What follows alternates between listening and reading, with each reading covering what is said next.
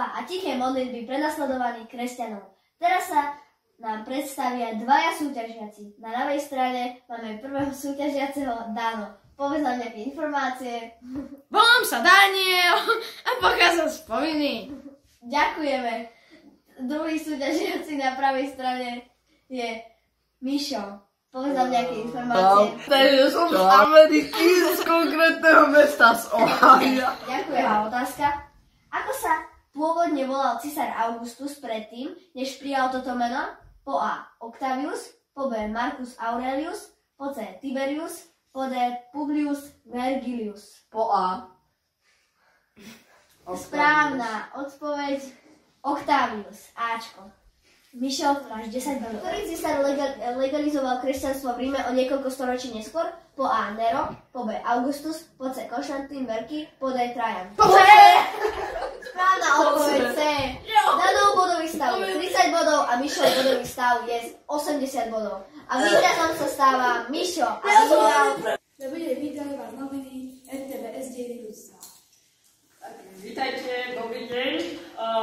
Vítam vás televízia RTVS Dejiny ľudstva. Dneska tu máme hostia, ktorý je rímska historička, volá sa Diana Kucká.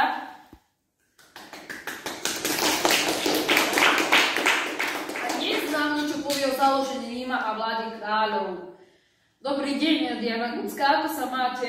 Aká bola cesta? Mám sa celkom dobre, cesta bola dobrá, ale nekonečná. Našich divákov by zaujímalo, v akom storočí vznikol Rím. V 8. storočí na území dnešného Apeninskeho ostrova, teda v Taliansku. Ďakujem veľmi pekne. Ďalej by nás zaujímalo, ktorý bol prvý rímsky kráľ. Prvý kráľ Ríma sa volal Romulus, mal brata Remusa, a ktorý sa podľa legendy stal vlčca, ktorá im vychovávala. Po niekoľkých generáciách bol panovník Servius Tullius, ktorý rodil obyvateľov na Patriciou a Chlebecov. To je veľa informácií na vás. Ja som... Ďakujem veľmi pekne. Takže poznáte, ja som Romulus, môj brat je kto? Remus. No, vidíte.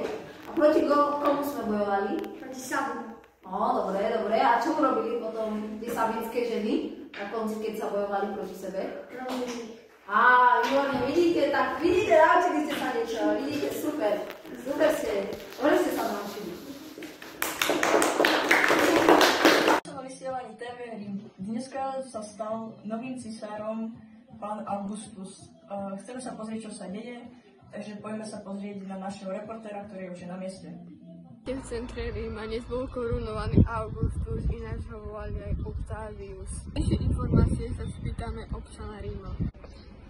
Konečne máme pokoj, Augustus vraj opraví cesty, budovy a chce, aby sa Rím stalo ešte silnejším.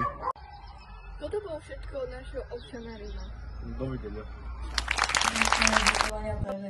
Ďakujem za pozornosť. Dobrý deň, vítajte v našej skvelej relácii historické.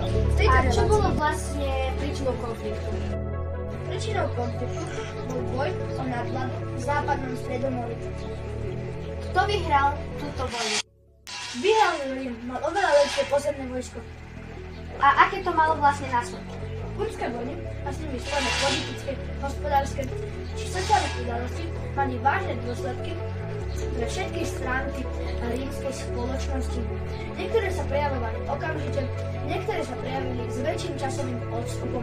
Rímska spoločnosť sa musela priebežne prispôsobovať novým vznikajúcim faktorom a musela reagovať na nové skutočnosti. Ďakujem za rozhovor. Dobrý deň, pán. Dobrý deň! Zaujímalo by nás, čo ste robili v Ríme,